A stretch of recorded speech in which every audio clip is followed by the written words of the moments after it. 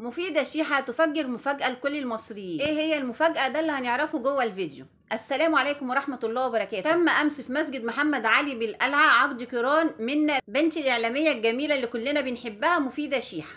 وسط مجموعة كبيرة جدا من الإعلاميين والصحفيين ورجال الفن وأهل الفن. ومن المتعارف طبعا ان كل عند زواج بنتها بتكون منهارة من البكاء، الا مفيدة شيحة بتقول انا متماسكة لحد اخر لحظة، ومش هنهار ومش هبكي ابدا. هبكي ليه وانا بنتي سعيدة وداخلة دنيا جديدة؟ ايه اللي يخليني ابكي؟ انا بالعكس انا فرحانة جدا جدا جدا. اما المفاجأة بقى اللي فجرتها مفيدة شيحة في الفرح فهي عن زوج بنتها او عن عريس بنتها. بتقول ان هو عصامي وبنى نفسه بنفسه، وهو بيشتغل مدرس في السعودية، بيشتغل مدرس لغة امريكية. بتقول ان هي ما طلبتش منه اي حاجة، وهو ما جابلهاش اي حاجه غير شقه اوضه وصاله، وهم كمان اللي هيجهزوها بنفسهم. بتقول انا مش عايزه البنت غير راجل محترم يصونها وتصونه، مش عايزه زياده عن كده، وهم بعد كده يجيبوا كل اللي هم عايزينه ويجهزوا نفسهم بنفسهم. والله كلام جميل جدا، ويا ريت كل الناس تعمل زيها كده. ربنا يسعد قلبها يا رب، ويسعد قلب بنتها، ويتم فرحتهم بخير باذن الله.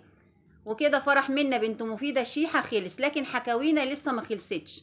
يا ريت لو عجبكم المحتوى تدعمونا باللايك وبالاشتراك وتفعيل زر الجرس ليصلكم منا كل جديد. والسلام عليكم ورحمة الله وبركاته.